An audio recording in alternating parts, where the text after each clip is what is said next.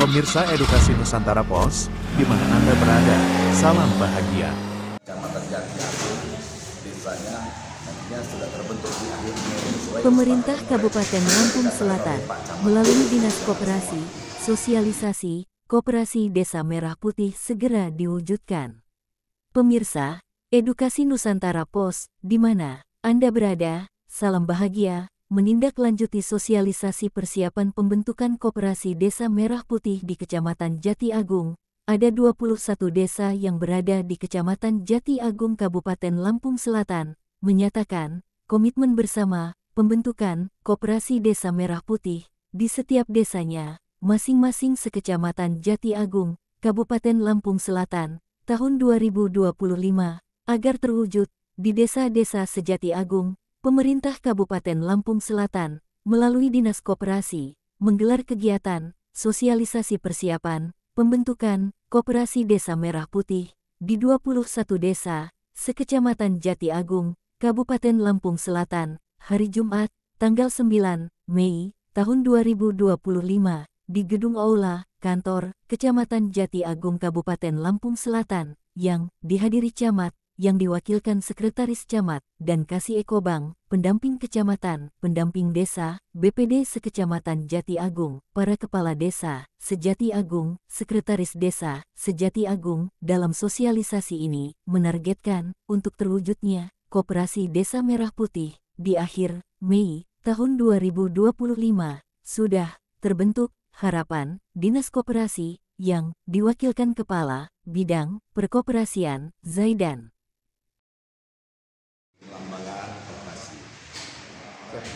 Badan usaha yang terdiri dari orang seorang yang mempunyai tujuan bersama membentuk suatu lembaga namanya koperasi.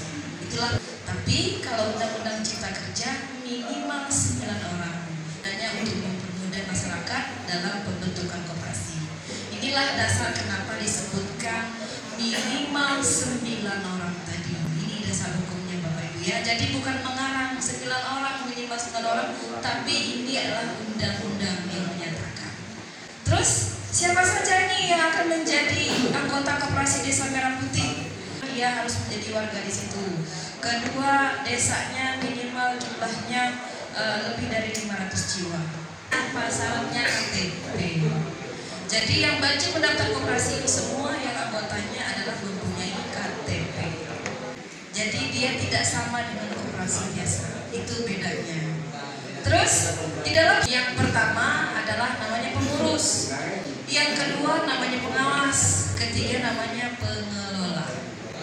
Jadi ketiga-tiganya ini punya fungsi masing-masing sesuai dengan tupoksinya.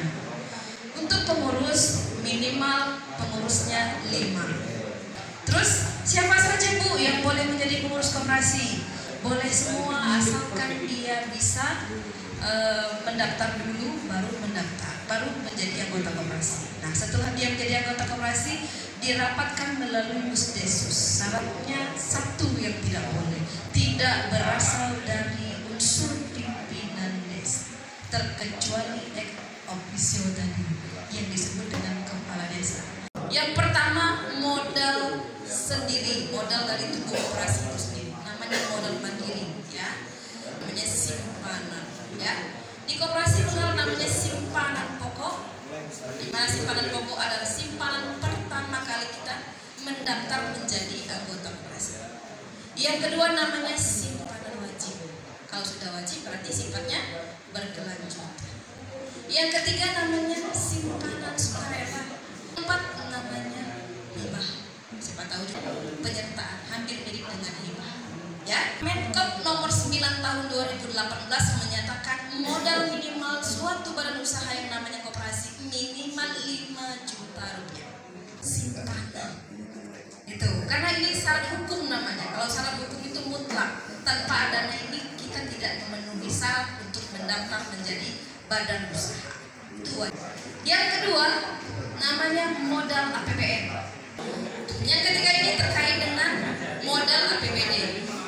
Insya Allah badan hukumnya dibiayai oleh pemerintah daerah ya, yang masing-masing satu desa satu koperasi berjumlah 2,5 juta itu dibiayai oleh Bapak Bupati Lampung Selatan. dan cepat realisasi karena kita juga akan segera MOU dengan notaris.